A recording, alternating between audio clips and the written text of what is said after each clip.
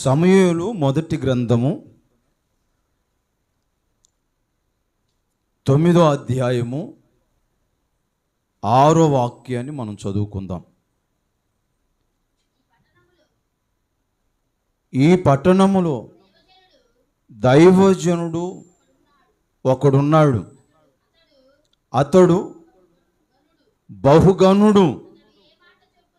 అతడు ఏ మాట చెప్పునో ఆ మాట నెరవేరును. దేవునికి స్తోత్రం చెప్పండి ఒకసారి గట్టిగా అందరూ. హల్లెలూయా, హల్లెలూయా.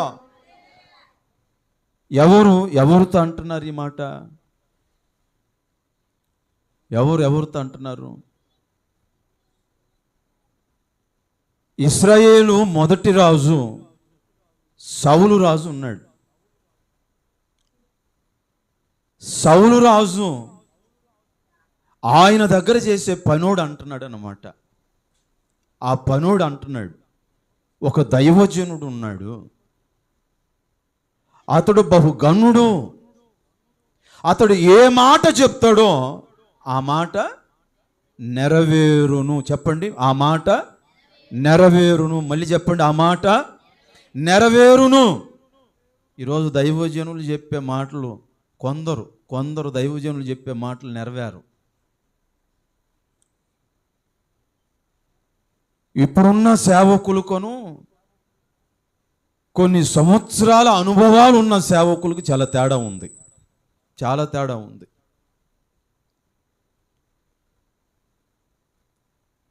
అందరూ దైవ సేవకులు గారు, అందరూ దైవజనులు గారు, మ్యాన్ ఆఫ్ గాడ్. కొందరి వలన నిజ సేవకులు కూడా మాట వచ్చేస్తుంది. ఏమన్నా వింటున్నారా? దైవజనుడు అంటే ఎందుకు ప్రజలకు లెక్కలేని తనం అంటే, కొందరు దైవజనులు మని వేషం వేసుకుని వచ్చారు, చూశారు. వీళ్ళ వలన 1000 రూపాయి నోటును మనం కనిపెట్టాలంటే దాని పక్కనే ఫేక్ నోటు కూడా ఉండాలి. ఇది ఒరిజినలో కాదో అని తెలుసుకోవాలంటే ఫేక్ నోట్లు కూడా ఉండాలి. నిజ దైవజనుడో కాదో అని తెలుసుకోవాలంటే ఫేక్ పాస్టర్స్ కూడా ఉంటారని ప్రభువే చెప్పారు.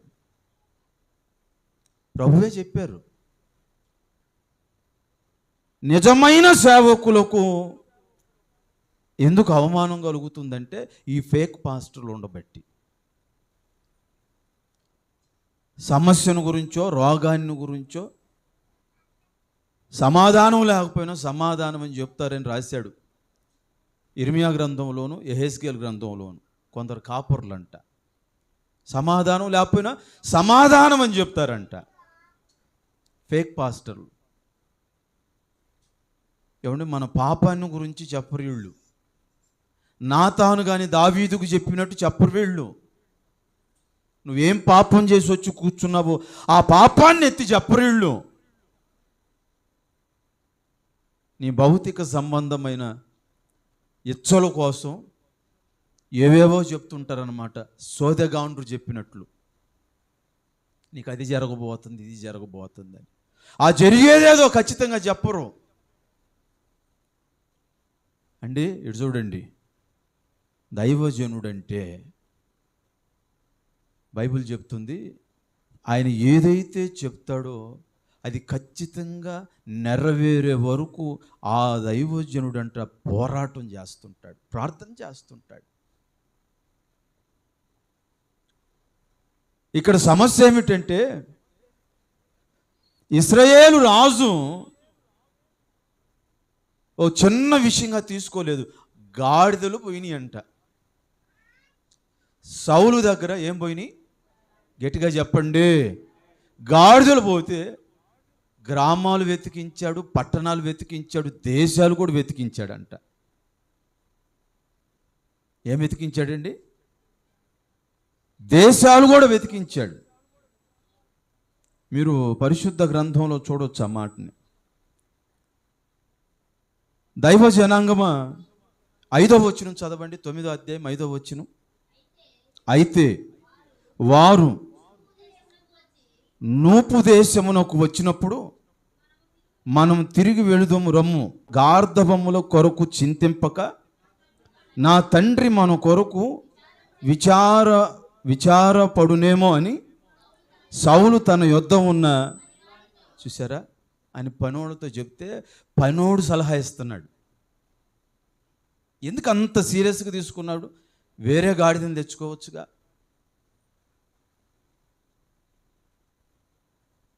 ఏమండి, కొంతమంది చెబుతుంటారు మా గేదెలు అటుపోయినాయండి, తప్పిపోయినాయి, 2 రోజులైనాయి అని.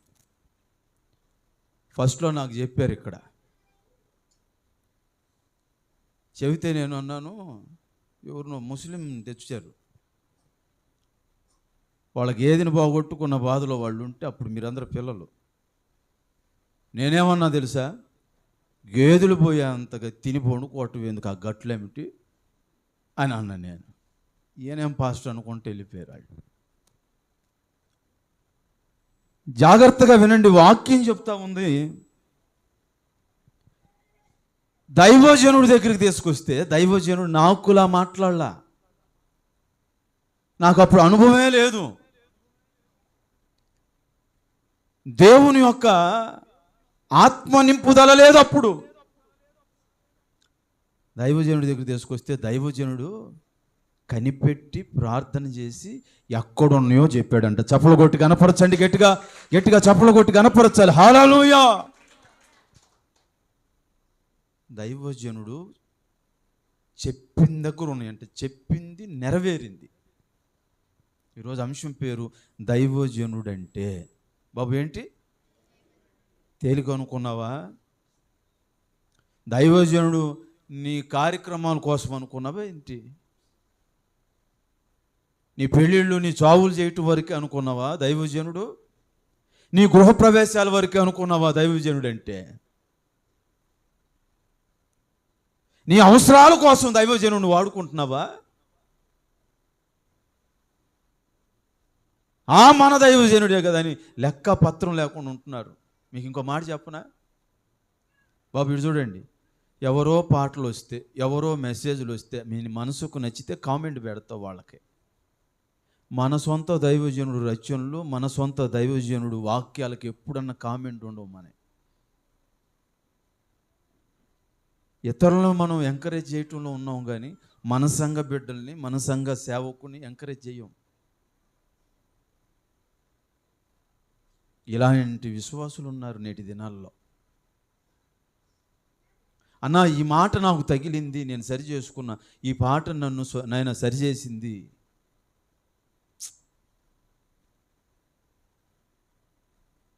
బయట పాస్టర్లు కనపడతా ఉన్నాయి కామెంట్స్. ఏ సంఘ సేవకుడికి వాళ్ళ విశ్వాసులు ఎంకరేజ్మెంట్ ఉండదు. కొందరే కొందరే కొందరే సహకరించేది. మీ అవసరాల కోసం కాదు దైవజనుడు. దైవజనుడు ఎన్నిక వేరు. అమ్మ వింటున్నారా?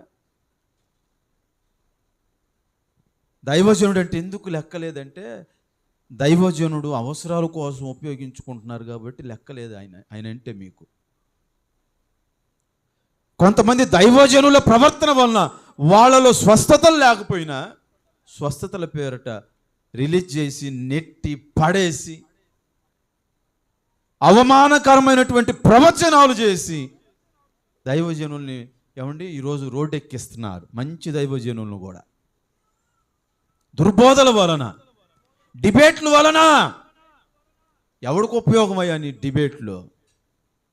క్రీస్తుతో ఒక విశ్వాసిని నిలబెట్టలేనప్పుడు ఎవరికి ఉపయోగం? ఇట్లాంటి పనికి మాలిన పనుల వలన దైవజనుడు అంటే విలువ లేదు. విశ్వాసులతో సాత్వికంగా మాట్లాడే మనసు ఎవడు వీళ్ళకి లేదు. డబ్బున్న వారిని ఒకలాగా చూస్తారు, డబ్బు లేని విశ్వాసులను ఒకలాగా చూస్తారు. అందుకని దైవజనుడు అంటే విలువ లేదు. మంచి సేవకులకు కూడా, అమ్మ విను విను, మంచి సేవకులకు కూడా పేరు వస్తుంది, చెడ్డ పేరు.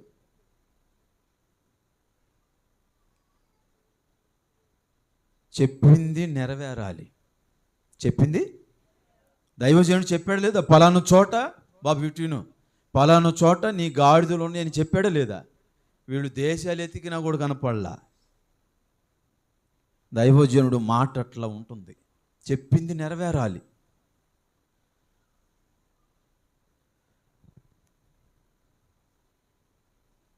ఇంకో మాట చదవండి. న్యాయాధిపతుల గ్రంథము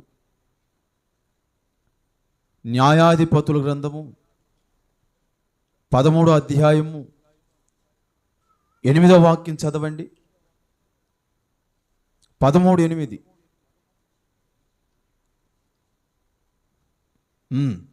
అందుకు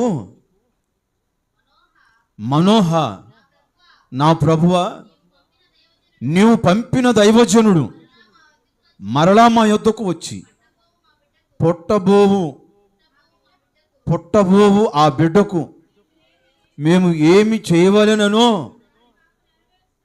దానిని మాకు నేర్పునట్లు. అంతేనమ్మా అమ్మ, గురువు గారు లేని విద్య అట్లనే అలాగనే ఉంటుందంట. స్కూల్లో మాస్టర్ లేకుండా మేమే చెప్పుకుంటామంటే ఇంతే ఉంటుందయ్యా. ఆమె ఎవరు ప్రార్థన చేస్తుంది ఇందాక, దైవజనుడు లేకపోయినా మేము నాయన ఈ మాత్రం అన్న మమ్మల్ని నిలబెట్టావు. ఏ మాత్రం పొట్టబోవునేమో పట్టబోవని చదివావు, నెరవేర్చు అనే దాన్నేమో నేర్పని చదివావు. అంతే తల్లి.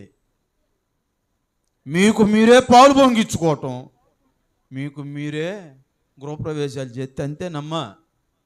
అనారోగ్యాలే. దైవజనుడు ఎందుకు ఎన్నుకున్నాడో మరి. చూడండి, దైవజనుడు అంటే బైబిల్లో ఎంత గౌరవార్థంగా ఉన్నాయో చూడండి. మాయ్, దైవజనుడు చెప్పింది జరిగిందా జరగలేదా? చెప్పింది నెరవేరింది. అంటే చెప్పింది నెరవేరేదాకా ఆయన పోరాడతాడు ప్రార్థనలో. అయ్యా వాళ్ళ గాడిదలు ఎక్కడున్నాయో చెప్పయ్యా అని దేవుణ్ణి అడిగి అప్పుడు చెప్పాడు దైవజనుడు. బహుగానుడు ఎవరో కాదు, సమూయేలు దైవజనుడు. సమూయేలు ఎవరండి? దైవజనుడు.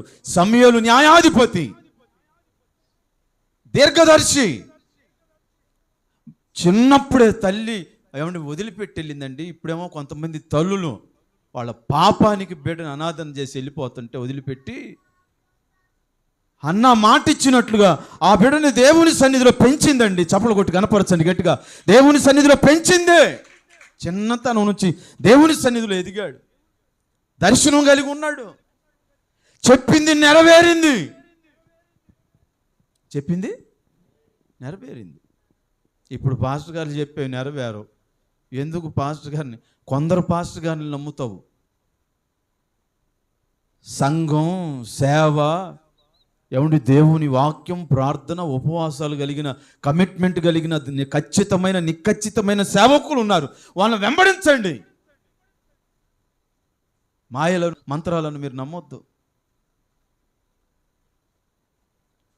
అండి. రెండవది, మనకి ఏం కావాలో నేర్పిస్తాడంట. మనోహతో చెప్తున్నాడు, దైవజనుడు మీకు ఏం కావాలో నేర్పిస్తాడు. బుద్ధి జ్ఞానాలు నేర్పిస్తాడు. బుద్ధి జ్ఞానాలు నేర్పిస్తాడు. ఏమన్నా మీకేమి నేర్పిస్తున్నాం మేము? హలో, ఇక్కడ కోప్పడమని నేర్పిస్తున్నామా? కొట్లాట్లకు వెళ్ళమని నేర్పిస్తున్నామా? ఇతరులతో పాపం చేయమని నేర్పిస్తున్నామా? ఏమి నేర్పిస్తున్నాం? ఏమి నేర్పించాం? మీరు పరిశుద్ధత అంటే ఏమిటో, దేవుణ్ణి ఎలాగ ఎదుర్కోవాలో, మనలను మనం ఎలా కాపాడుకోవాలో, ప్రార్థనా జీవితం కలిగి ఎలా మనం జయం పొందాలో అపవాది శరీర కార్యాల మీద, మనం రేపుతున్న మనసు మీద, ఇది కదా మేము నేర్పిస్తుందా మీకు? ఇంకేమి నేర్పిస్తున్నామమ్మా? మిమ్మల్ని చెడిపోయేలాగేమో నేర్పిస్తున్నామా బాబు? పద్ధతి ఇక్కడ నేర్పిస్తున్నాం, పద్ధతి నేర్పిస్తున్నాం. పద్ధతి లేకపోయినా ఊరుకోం. ఇక్కడ మేము కూడా పద్ధతిగానే నడుచుకుంటున్నాం. పద్ధతి లేని రోజున మీరు మందిరానికి ఆగిపోవచ్చు. మాలో పద్ధతి లేకపోతే ఆగిపోండి. దేవుని శిక్ష మీ మీదకి రాకూడదని, మీ కుటుంబం మీదకి రాకూడదని ఓ పద్ధతితో నడిపిస్తున్నాం, నేర్పిస్తున్నాం. ఆ బిడ్డ మీద మంగళ కత్తెర పడకూడదు. మనోహ, నీకు పుట్టబోయే బిడ్డ సంసోన్ నాజీరు చేయబడినవాడు. సేవకులు ఖచ్చితంగానే ఉంటారు. ఉపవాసాలు, ప్రార్థన, సంఘానికి ఒక క్రమం నేర్పుతారు. వాళ్ళు ఉన్నారు భూమి మీద, వాళ్ళని వెతకండి, వాళ్ళని ఫాలో అవ్వండి. తెల్లనివన్నీ పాలు కాదు, నల్లనివన్నీ నీళ్లు కాదు. జాగ్రత్త పడండి. నేర్పుతాడు దైవజనుడు మంచి బుద్ధులు. బాబు, ఏం బుద్ధులు నేర్పాడండి మీ పాస్టర్ గారు నీకు? ఏం బుద్ధులు నేర్పాడండి? పాస్టర్ గారినే మోసం చేయమని నేర్పాడా? ఇంత మాటలు చెబుతున్నావు కూడా మోసం చేస్తున్నావంటే ఎవరెవరియో వింటున్నావు నువ్వు. నిన్ను సంతోషపెట్టే బోధలు వింటున్నావు యూట్యూబ్లో, ఆ షార్ట్లు. అందుకే నీకు భయంకరమైన షార్ట్ పడుతుంది దేవుడి నుంచి. వింటున్నారా? మూడో మాట చూడండి. రెండో మాట ఏమిటి? దైవజనుడు అంటే ఏంటి?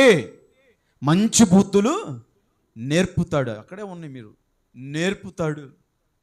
మీరు ఏం చేయాలో నేర్పుతాడు. మీరు ఎలా నడవాలో నేర్పుతాడు. మీరు ఎలా మాట్లాడకూడదో నేర్పుతాడు. మీరు ఎలాగ ముందుకు నడుచుకోవాలో నేర్పుతాడు. దైవజనుడు మీరు ఎప్పుడు చులకన చేయొద్దు. అనవసరమైన వారందరినీ గౌరవించి నీ దైవజనుడు, నీ కోసం ప్రార్థించేవాడిని మీరు ఎప్పుడు అవమానం చేయమాకండి. అమ్మా, మీ భర్తకు బాగాలేదంటే, మీ పిల్లలకు బాగాలేదంటే ఎంత ప్రార్థన చేస్తున్నాడో పాస్టర్ గారు. దైవజనుడు ఇంకెప్పుడు చులకనగా చూడొద్దు. దైవజనుడు బుద్ధి నేర్పిస్తాడు. నీకు బుద్ధి రావటానికి నేనేం చేసిన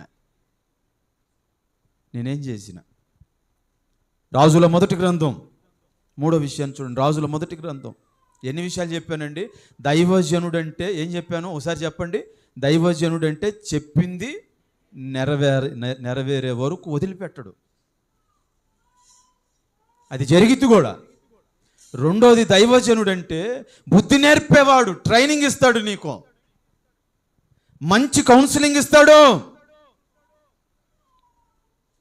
రాజుల మొదటి గ్రంథం 13వ అధ్యాయం.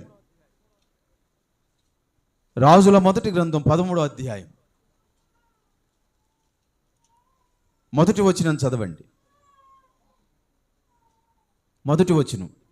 అంతటా దైవజనుడు ఒకడు యెహోవా చేత సెలవునుంది. అమ్మ వినండి, దైవజనుడు రావాలంటే ఎవరు సెలవు ఉండాలి? నోరు తెరిచి చెప్పు. దేవుడు సెలవు లేకపోతే నువ్వు ఎంత ప్రార్థన చేసినా నేను రాలేను. విజయబాబు, బాబు పోనాన్న అని మీ ప్రాంతానికి పంపిస్తేనే నేను రాగలను. నా శక్తి సామర్థ్యాలను బట్టి, నా డబ్బు, నా యుక్తి జ్ఞానాలను బట్టి నేను రాలేను మీ దగ్గరికి. ప్రతి దైవజనుడు అనుకుంటున్నాడు ఈరోజు నేను సంఘానికి వెళ్ళగలనని. శక్తి, బలం, ఆయుష్ లేకపోతే వెళ్ళగలవా? దేవుడు సెలవు లేకుండా వెళ్ళగలవా? దేవుడు సెలవు లేక మీరు రాలేరండి. మీరందరూ దేవుడు సెలవు ఉంటేనే మీరు వచ్చేది. ఆయన సెలవు లేదు కాబట్టి రాత్రి సెలవు పెట్టావు. ఏం లేదండి నీకు? చెప్పండి సార్.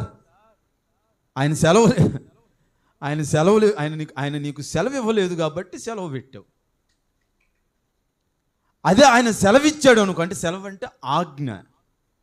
మీరు అనుకునే నాట్ హాలిడే, ఆ సెలవు దినం కాదు. చచ్చిపోయిన వాళ్ళకి కూడా పెడుతున్నారు ఇక సెలవు. ఎవరికండి? చచ్చిపోయిన వాళ్ళకి కూడా పెడుతున్నారు ఇక సెలవు అని.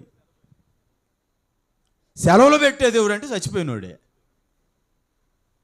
దేవుడిచ్చే సెలవు వేరు, ఆజ్ఞ.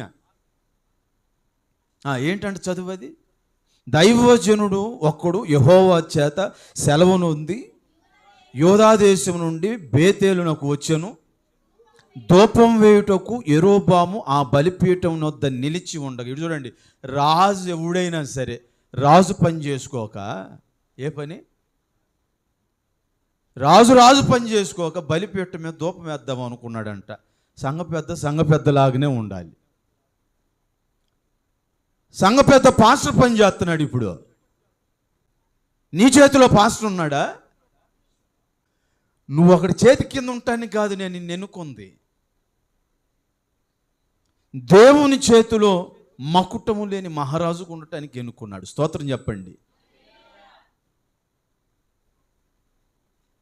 దైవ జనాంగమా, మీరు వినాలి. ఈ యెరోబాము అనే రాజు బలిపీఠం మీద ధూపం వేయాలనుకున్నాడు. దైవజనుడిని పంపించి దేవుడు చెబుతున్నాడు, నీ చెయ్యి ఎండిపోద్ది. ఎండిపోయిందో లేదో చూడండి. ఏమైంది? చదువు, వాక్యం చదువు. నా ముఖం చూడమాకులేమ్మా, నేనేదో ఉద్దేశపూర్వకంగా చెప్పాను అనుకుంటున్నావు. ఆయన చెయ్యి ఎండిపోయిందో లేదో చదువు నాయన. 13వ అధ్యాయం 5వ వాక్యం.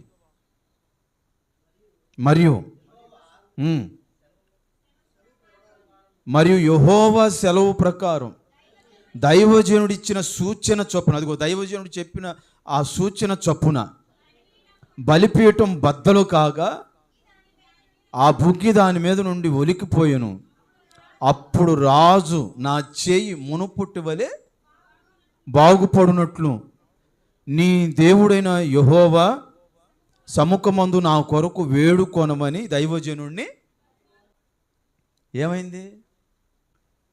బలిపీఠానికి సమీపించి పాస్టర్ గారు చేయాల్సిన పని మేము చెయ్యాలనుకున్నావు అనుకో, అమ్మే వదిన, ఏంటన్నా వదిన, ఆయన ఇంక రాళ్లే కానీ మన పిల్లోడిని నిలబెడితే బాగుండిద్ది అనుకున్నావేమమ్మే వదిన. ఎండిపోద్దంట. ఏం పోద్ది?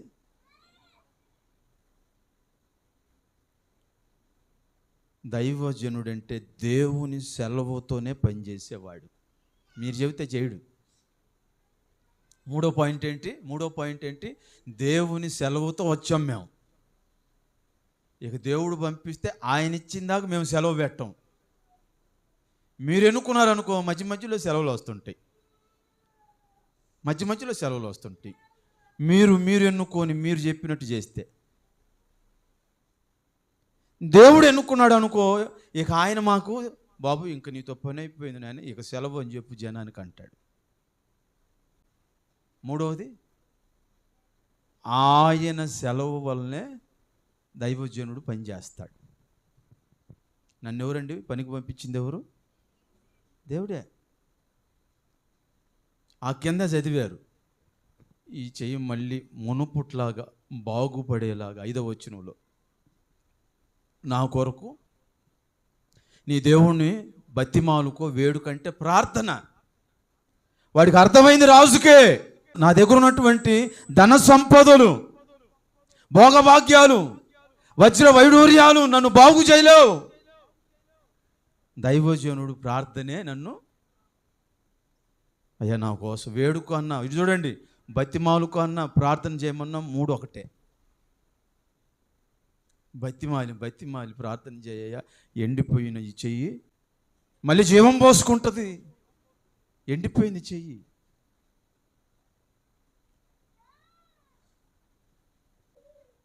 నాలుగో మాట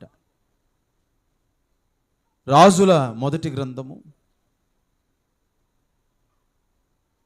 17వ అధ్యాయం. రాజుల మొదటి గ్రంథము 17వ అధ్యాయం 18వ వాక్యం చదవండి. 17-18. ఆమె ఏలియాతో, దైవజనుడా, నా యొద్దకు నీవు రానిమిత్తమేమి, నా పాపమును నాకు. హలో ఎంత గొప్ప మాట! చప్పలు కొట్టాలి మీరు, గట్టిగా కొట్టండి, అందరూ కొట్టండి. దైవజనుడా, నువ్వు రావటం వలన నా పాపం జ్ఞాపకం చేయటానికి వచ్చావా? ఏమండి, ఎంత గొప్ప మాట అండి. ఇలాంటి మాటలు ఎక్కడన్నా ఉన్నాయా? అమ్మో, ఆ పాస్టర్ గారు వస్తే కలిసి వచ్చిందమ్మా, ఆ పాస్టర్ గారు వస్తే భలే నెమ్మదిగా ఉంది. ఎందుకు నెమ్మదిగా ఉంది చెప్పు? ఆ పాస్టర్ గారు వస్తే మన పాపాలను కప్పిపెట్టాడమ్మా.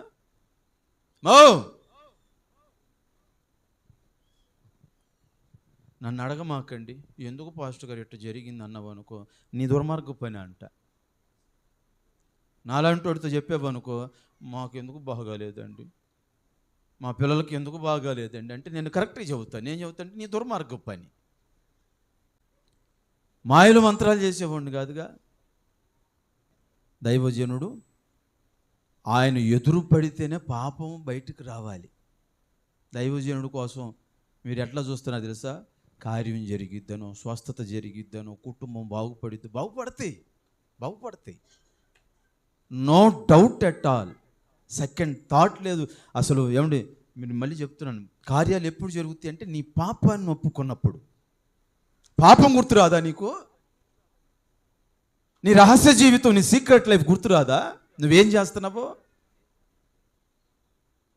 మాటలు మార్చింది గుర్తుకురాదా? చేసిన వాగ్దానాన్ని మర్చిపోయింది గుర్తురాదా? నా పాపం నాకు చెప్పటానికి వచ్చావయ్యా, లేదా నా బిడ్డను చంపటానికి వచ్చావా అని ప్రశ్నిస్తుంది. నేను అంటున్నాను, అలా ప్రశ్నించే ముందు నువ్వు ప్రశ్నించుకో, మంచి ఆన్సర్ దొరికిద్ది. ఇప్పుడు చూడండి, దైవజనుడంటే ఆయన ఎదురు పడగానే పాపం ఒప్పుకునేటట్టు ఉండాలి. దైవజనుని చూస్తే కామంతో రేగుతున్నారు కొంతమంది. ఈ మాట నేను వాడకూడదు. విశ్వాసం చూస్తే సేవకుడికి, సేవకుని చూస్తే విశ్వాసులకి, ఇప్పుడున్న జనరేషన్ని బట్టి. అప్పుడు దైవజనుడు అంటే అమ్మ ఆ పాదాలకు మొక్కేవాళ్ళు.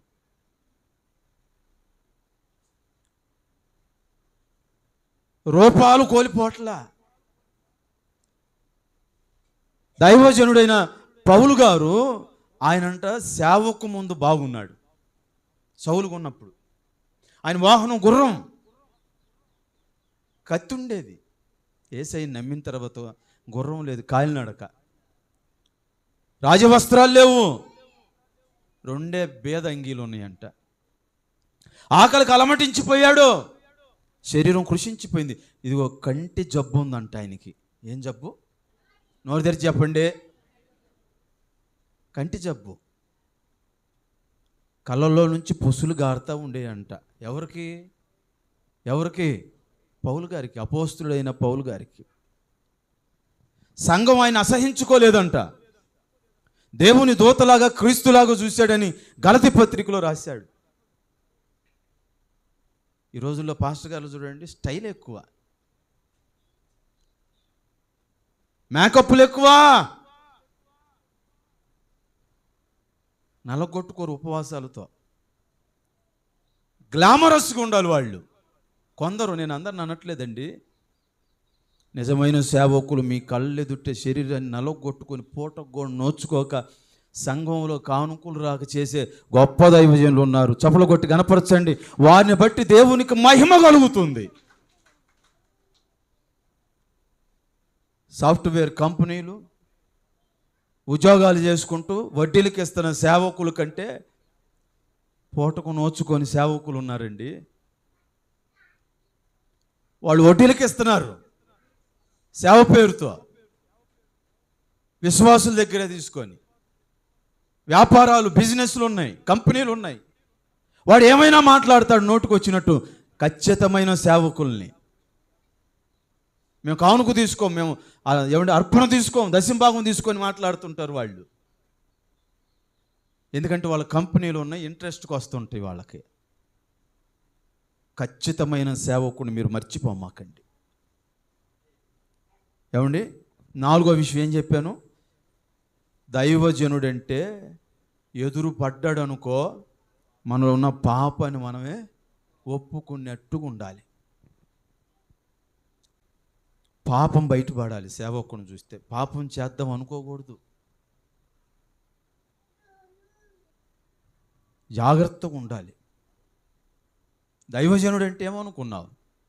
నీకోసం ప్రార్థన చేసేవాడండి. మీరు పాపంలోకి పోకుండా దేవుని బతిమాలుకునేవాడండి. మీరు కీడు చేస్తున్నారని తెలిసిన కోరాహులాగా మీరు కీడు చేస్తున్నారని తెలిసిన చేతులెత్తి ప్రార్థన చేస్తాడండి, మీ మీదకి రాకుండా.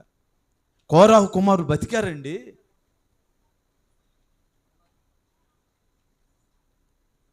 మీకు ఇంకో మాట చెప్పనా? మోసం చేస్తున్నారని తెలిసిన వాళ్ళతోనే స్నేహం చేస్తాడు పాస్టర్ గారు. చప్పట్లు కొట్టి కనపరచండి, గట్టిగా గట్టిగా కొట్టు, గట్టిగా కొట్టవచ్చు. హల్లెలూయా, హల్లెలూయా. ఇంకో మాట చదవండి, పరిశుద్ధ గ్రంథం మందు 5వ మాట, రాజుల 2వ గ్రంథం 4వ అధ్యాయం 7వ వాక్యం. ఆమె దైవజనుడైన అతని యొద్దకు వచ్చి సంగతిని తెలియజెప్పగా, అతడు నీవు పోయి ఆ నూనెను అమ్మి నీ అప్పులు తీర్చి మిగిలిన దాంతో నీవును నీ పిల్లలు బ్రతుకుడని. చూడండి, దైవజనుడు మంచి సలహాలు ఇస్తాడు, ముంచే సలహాలు ఇడు. ఇప్పుడున్న దైవజనులు కొంతమంది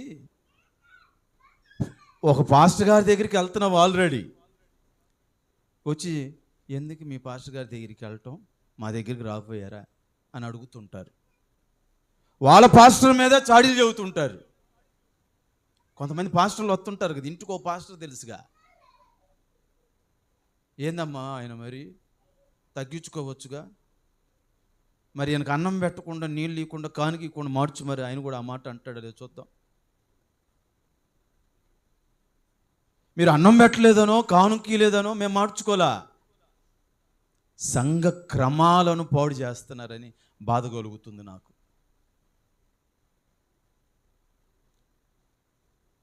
దేవుని వాక్యం సెలవిస్తూ ఉంది,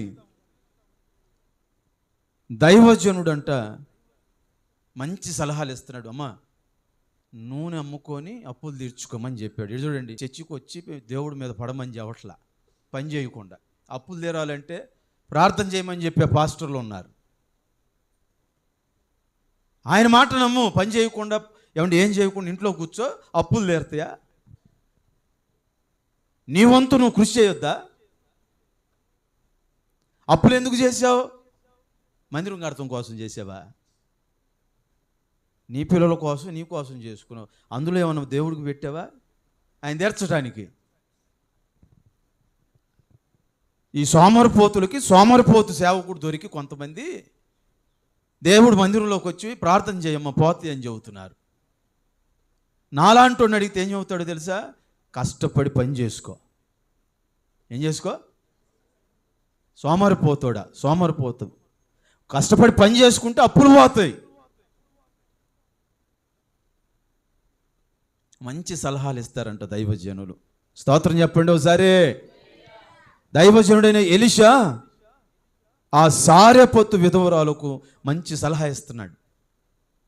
అమ్మా నీ అప్పులు తీరాలంటే నూనె అమ్ముకొని బ్రతుకు తల్లి అని చెప్పాడు. అమ్మా కంపెనీకి వెళ్ళమ్మా, మందిరంలో ప్రార్థన చేసుకొని కంపెనీకి వెళ్ళి సంపాదించుకో. ఆ జూటు మిల్లుకి వెళ్ళమ్మా. సోమరిపోతులాగుంటే నీకు ఎవడు పెట్టడమ్మా, ఎవడు పెట్టడు. పొలానికన్నా పో, కలుపులు అన్నది నాట్లు అన్నయ్యాయి.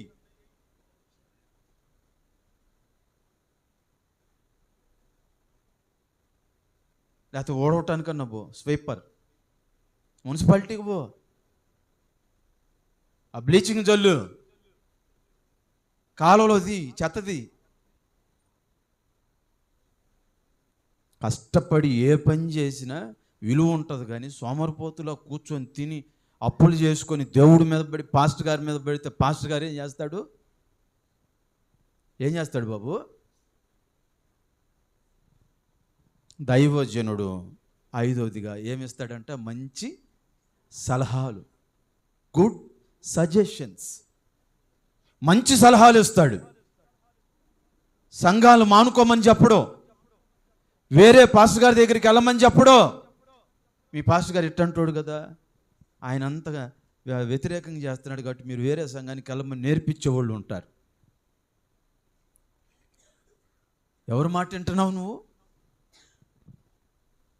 మనతోనే ఉంటారు, రాంగ్ గైడెన్స్ ఇస్తుంటారు. 6వ విషయాన్ని చూడండి. రాజుల 2వ గ్రంథము 4వ అధ్యాయం 9వ వాక్యం. 4వ అధ్యాయం 9వ వాక్యం. కాగా ఆమె తన పెనిమిటిని చూచి మన యొద్దకు వచ్చుచూ పోవుచున్నవాడు భక్తిగల దైవజనుడని నేను బా చప్పులు కొట్టాలి ఆ మాటకి. మన యొద్దకు వస్తున్నటువంటి వాడు, పోతున్నటువంటి వాడు భక్తి కలిగిన దైవజనుడు. ఇప్పుడు వస్తున్న పాస్టర్ గారు, పాస్టర్ గారు అమ్మాయి, ఆయన మీరే చెప్పుకుంటున్నారు. ఇప్పుడు వస్తున్న పాస్టర్ గారు కానుకలు అడుగుతాడమ్మాయి. అమ్మో, ఇప్పుడు వస్తున్న పాస్టర్ గారు చెప్పిస్తాడమ్మాయి. ఇప్పుడు వస్తున్న పాస్టర్ గారు పాపం పేదోడమ్మాయి. ఇప్పుడు వస్తున్న పాస్టర్ గారికి ఏమి లేవు అమ్మాయి, నీ ఆస్తి రాసి మరి. ఇవి కాదు నువ్వు ఇవ్వాల్సిన స్టేట్మెంట్. వచ్చేవాడు భక్తి కలిగినోడా కాదా? వాక్యాన్ని అనుసరించేవాడా కాదా? ప్రార్థన కలిగిన వాడా కాదా? ఖచ్చితమైన వాడా కాదా? ఎవరు పడితే వాళ్ళు పాస్టర్లేనా? మినిమం బేసిక్స్ లేవు. ఏ పునాది నీది? ఏ నడిపింపండి మీది? అపోస్తులు వేసిన పునాది తప్ప వేరే పునాది నేను వేయను. ఏంటమ్మా మీ సంఘ నినాదం ఏంటి అని అడుగుతారు. దేని మీద మీ సంఘం నడుస్తుంది బాబు? ఇంతకుముందు ఏం చెప్పాను? ఈ సంఘం ఏ స్లోగం, ఏ నినాదం మీద నడుస్తుంది? ఏం చెప్పాను? అపోస్తలుల బోధ, రొట్టె విరవటం, సహవాసం, ఎడతెగక ప్రార్థన చేయటం. ఇది మన ఫెలోషిప్, సహవాసానికి మూలం.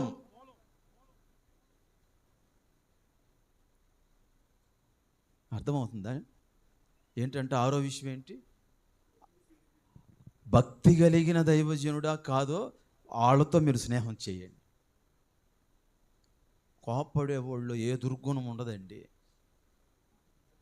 గద్దించేవాళ్ళు, శిక్షలు వేసేవాళ్ళు ఏ కల్మషం ఉండదు. ముచ్చు రకాలు ఉంటారు, చూశారు.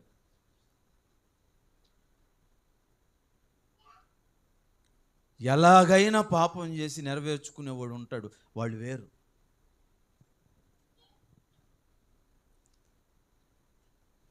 ఆ కింద వచనంలో ఉంటుంది, ఆమంట వస్తూ పోతున్నాడు కదయ్యా, మన ఇంటిపైనే రూమ్ కడదాం, పీఠం పెడదాం.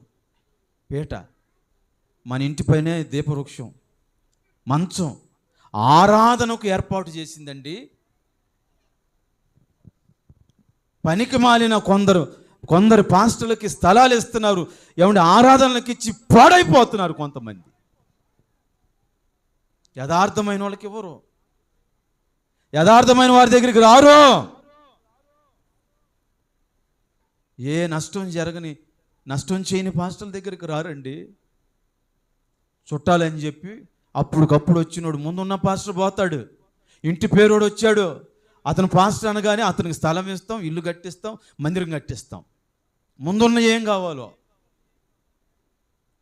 దైవజనుడి కష్టాలు మీకు అర్థం కావు. మీకు ఆప్షన్ ఉంది, పనికి వెళ్ళి డబ్బులు తెచ్చుకుంటారు.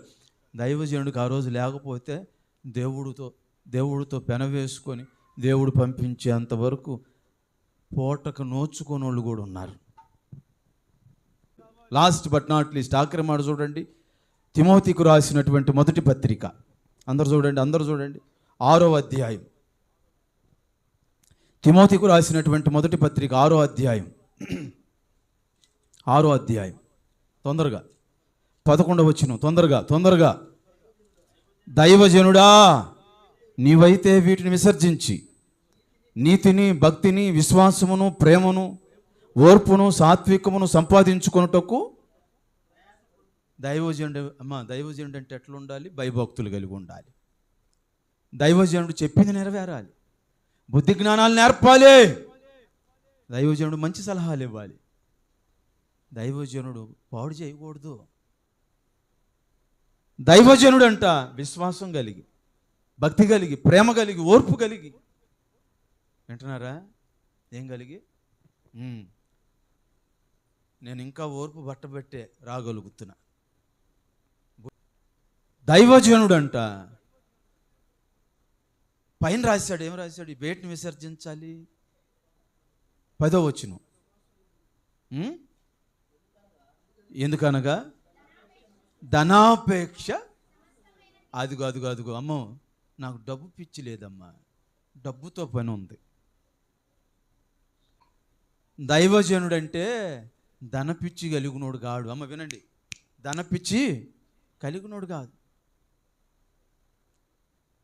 మరి దైవజనుడంటే కావలసిన మట్టుకే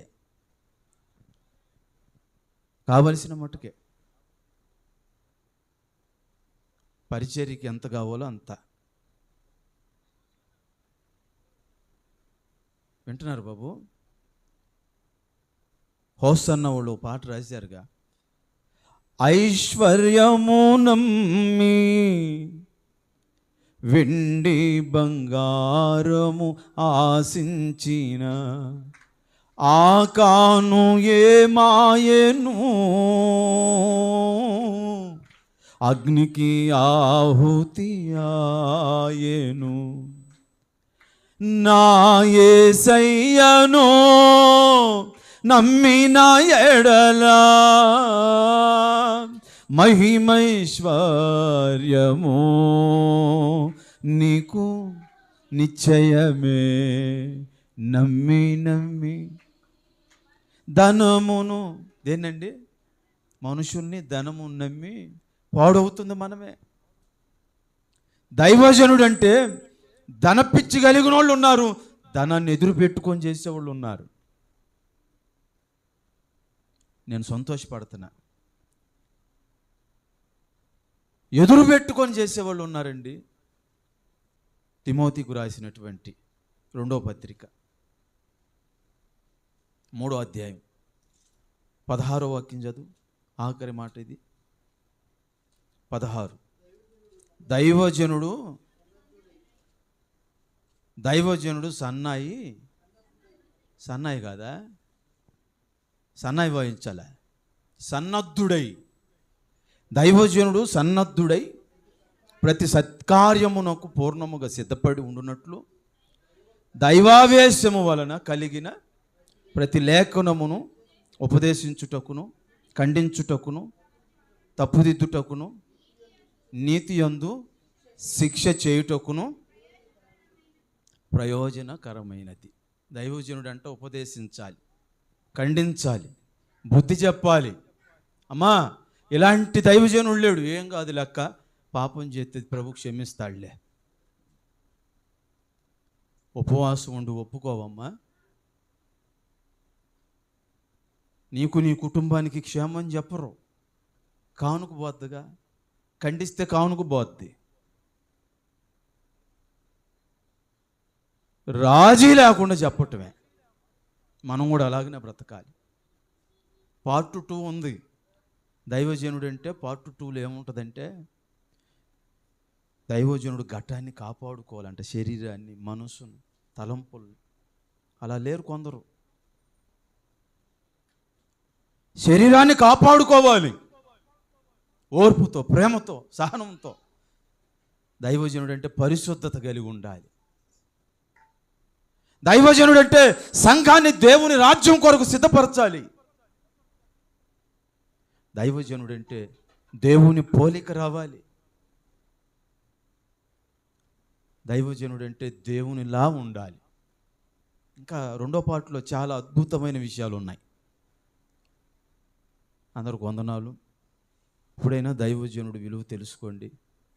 మన అవసరాల కోసమో, స్వార్థం కోసమో మన సేవకుడిని మనం అవమానపరచకూడదు. మొన్న కూడా ఒక షార్ట్ పెట్టాను, కూర్చున్న కొమ్మనే నరుక్కోకూడదు. అందుకని సేవకుడిని మీరు ఎంత గౌరవిస్తారో, ఎంత ప్రేమిస్తారో, సేవకుడికి ముందు దేవుని మీరు ప్రేమించగలిగితే సేవకుడు మీరు ప్రేమించగలిగినట్లే.